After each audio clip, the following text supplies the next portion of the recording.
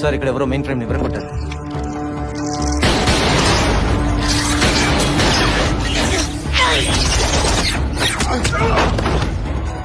Firing జరుగుతుంది.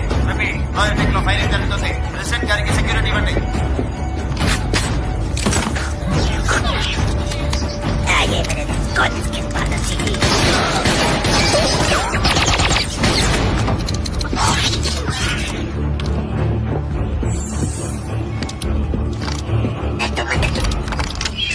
President గారికి సైనిక రక్షణ ఇవ్వండి.